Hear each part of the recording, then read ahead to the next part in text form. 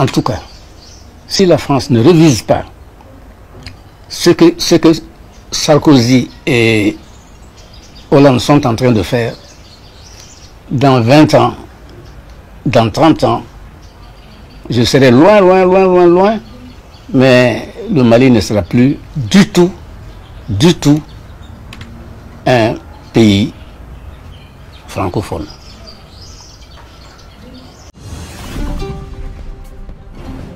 Je suis Blé Baï Mathurin, président de la coopérative Sokopawad d'Aloa et membre de la centrale syndicale dirigée par M. Kebré Seydou. Oui. Justement, la centrale nous a invités, nous a appelés. La centrale nous a appelés pour venir voir le problème de nos 17 milliards, où chaque coopérative devait avoir 2 millions. Et on est sorti des zones différentes, des régions différentes. Et là, très tôt matin, on arrive devant la caisse stable et on voit le président Kebré de la centrale et son SG avec des policiers. Et dès qu'on est arrivé, nous sommes arrivés là à 6h30, il n'y avait pas encore de circulation. Et dès qu'on arrive, on prend notre président et son secrétaire. C'est là moi j'ai dit à mon groupe, j'ai dit non. Il nous a invités pour venir à la caisse demander le règlement de nos 17 milliards. Et on les prend, donc on ne peut pas les laisser partir seuls. Et c'est ainsi que j'ai invité d'autres PCA, présidents de coopératives, de monter dans le cargo. Et les policiers ont dit non, on veut les deux. Nous on dit on va forcément avec eux. Je suis le doyen parmi eux, je vais là où ils vont. S'ils vont mourir, je vais avec eux. Puisqu'ils sont là pour une cause noble, pour tous les producteurs. Donc on ne peut pas les laisser indifférents dans cette affaire. Et c'est ainsi qu'on est tous montés dans le cargo pour aller à la préfecture de police.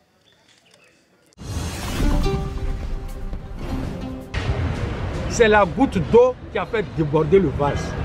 Nous voulons qu'on s'asseye pour discuter de comment, comme Tia l'a dit, comment réorganiser la commercialisation intérieure, mais la commercialisation extérieure aussi, avec les multinationales qui viennent et qui prennent le marché, qui viennent s'opposer à nous jusqu'à la commercialisation Borscha.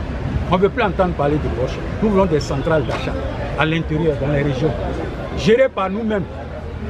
Et puis, depuis que les redevances existent, on ne nous a pas fait le bilan des redevances. Redevances Café Cacao, là, on veut le bilan. Moi, j'ai porté plainte déjà. J'ai une requête à la Cour des comptes pour dire au Conseil Café Cacao de me faire à moi, mon syndicat et aux autres syndicats, le bilan. Donc, on n'est pas venu pour nous amuser pour 17 milliards.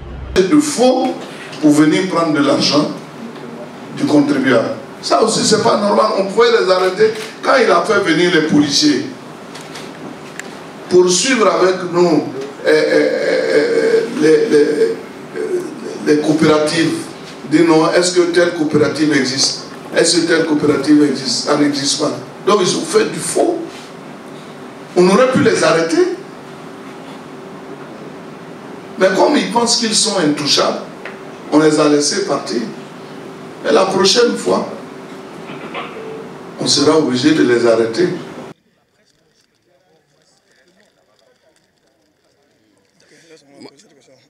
Moi, je voulais d'abord demander au ministre d'État combien il a remis à la délégation qui s'est rendue en Italie.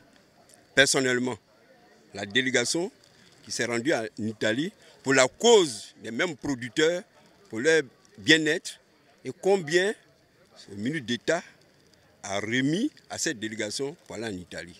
Je vous remercie. Bon, je suis au milieu de mes camarades producteurs, autant Café Cacao, je suis sûr qu'il y a d'autres aussi qui sont dans la NACAD et les autres productions. On n'a pas fait de distinction parce que ça va mal dans tous les domaines, dans toutes les filières agricoles du quotidien. À la suite de mes frères et camarades qui ont parlé, ce que je voudrais dire, c'est que nous ne sommes pas seulement focalisés sur les 17 milliards. Parce que des gens vont prendre ça pour essayer de raconter des histoires à dormir debout, qu'à cause des petits 17 milliards, ils sont en train de se révolter. Non. Voilà ce que je peux dire. Encore une fois, merci d'être venu. Merci pour aujourd'hui. Seulement quand on a dit café cacao, c'est vous aussi les journalistes. Ah, je vais m'adresser à vous.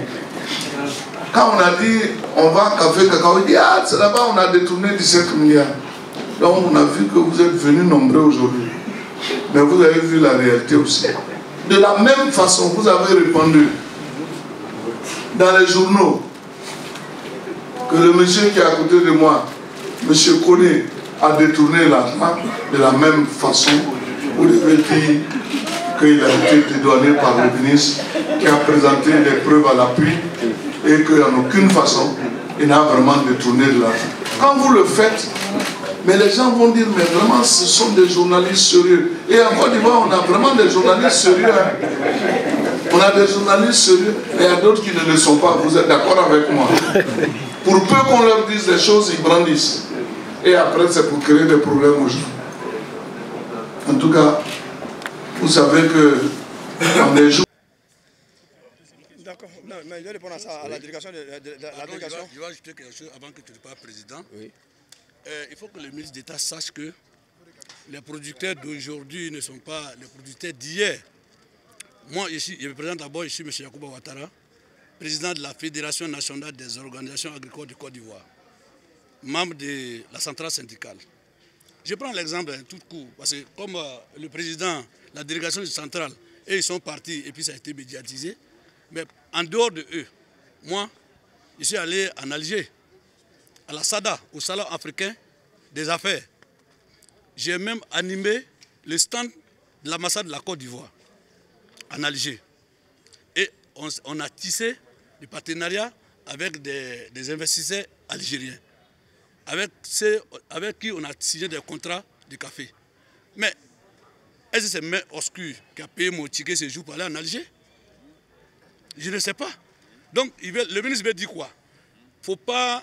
Les présidents des associations, les présidents des organisations vont chercher à innover leur activité en se déplaçant pour aller à l'étranger. Moi, je ne comprends pas. Quelle main obscure? Qui nous montre? Moi, j'ai payé mon ticket pour aller en Alger. J'étais en contact avec la centrale. Les LG est au courant. Mais j'ai même envoyé des vidéos. J'ai même les photos où j'ai tiré des photos avec l'ambassadeur, le consul, avec l'ambassadeur de Côte d'Ivoire en Alger. J'ai animé les stands. J'ai fait panel. Au nom de l'ambassade de la Côte d'Ivoire en Algérie. La SADA, voilà. Il y a ça avec moi ici, voilà ça. Salon africain. Voilà. Mais ce n'est pas Main Obscure qui donne l'argent. Voilà. Ce n'est pas Main Obscure. Donc, vraiment, nous ne sommes pas quand même... Ça a été une surprise pour nous que le ministre d'État lui-même vient dire que c'est des mains obscures. Voilà. Donc, c'est ça. C'était mon intervention. Je vous remercie. Bon, merci beaucoup. Et non, nous sommes venus parce que ça ne va pas. Il y a une démotivation. Nos enfants ne veulent plus nous remplacer dans nos plantations parce qu'ils ne gagnent rien. Nous-mêmes, on meurt. On ne sait même pas comment acheter des antibiotiques ou quoi que ce soit. On n'a jamais vu ça dans notre pays jusqu'à présent. Donc c'est pour ça que moi je suis ici, au nom de mon syndicat, aux côtés de la centrale, aux côtés de TIA, qui a son syndicat, et d'autres, les coopératives, les associations. Parce que ça ne va pas. Vous avez vu, les femmes, elles sont sorties. C'est elles qui nourrissent. Tout ce qui y a sur les marchés ici, là, vous croyez que c'est les femmes commerçantes qui viennent là? C'est nous qui produisons, et puis ils viennent acheter, et puis ils envoient pour nourrir Abidjan, pour nourrir Divo, pour nourrir Boaké, pour nourrir ici et là. Et puis on ne nous respecte pas. Même pour la fête du travail, on ne nous appelle pas. Nous sommes des travailleurs agricoles. On appelle ça travailleurs agricoles, entrepreneurs agricoles. On ne nous appelle pas. J'étais le 1er mai à la primature. Pas un mot sur nous. Le Premier ministre n'a rien dit. Notre ministre de l'Agriculture même n'était même pas présent. Mais alors, ça veut dire quoi? Nous voulons qu'on nous reconnaisse comme tel. L'agriculture, travailler l'agriculture, c'est un métier. Ça s'appelle le métier de la terre. Si dans ce pays qui vit essentiellement de l'agriculture, on ne peut pas dire que c'est un métier, alors où on se trouve? Alors vous pensez qu'au maximum le chocolat va en pâtir avec votre grève dans les jours qui vont venir au niveau de l'Europe? Non, les chocolatiers sont nos partenaires. Attention, tous ceux qui viennent acheter ici ne sont pas des chocolatiers. Cargill n'est pas un chocolatier. C'est moi seulement qui est un chocolatier. Ce sont des industriels, ce qu'on appelle les industriels. Donc le chocolat ne peut pas, sauf si nous arrêtons de produire. Mais si c'est comme ça, là, on va arrêter de produire et puis on va faire autre chose. Là, le cacao va baisser dans le monde. Mais en ce moment-là, nous jouons contre notre pays. Parce que si la production de la Côte d'Ivoire baisse, ça fait l'affaire du Ghana, ça fait l'affaire du Cameroun, ça fait l'affaire de tous ces pays africains. Et jusqu'à présent, nous ne sommes pas rassemblés pour parler de la même voix. Donc non, nous n'arrêterons pas de produire pour faire plaisir au Ghana, au Cameroun et que sais-je encore. Nous allons continuer, mais nous allons mettre de l'ordre devant nos cases. J'ai dit bien devant nos cases, puisque la case là, ça veut dire quelque chose quelque part. Devant nos cases, on va balayer pour que désormais ça soit propre et que le pays avance. Parce que le pays repose sur les producteurs de cacao. Il faut changer le slogan. C'est pas l'agriculture, les producteurs agricoles, excusez-moi. Tous les producteurs agricoles, le pays de la Côte d'Ivoire repose là-dessus. Et rien d'autre. Pas nous parler du pétrole, de l'or, de ça. C'est de la gnognotte devant la production agricole. Parce qu'un homme qui a faim, il est comment? Il n'est pas libre. Alors, nous libérons la Côte d'Ivoire et puis les gens nous enchaînent. C'est tout ce que j'avais à dire. Merci.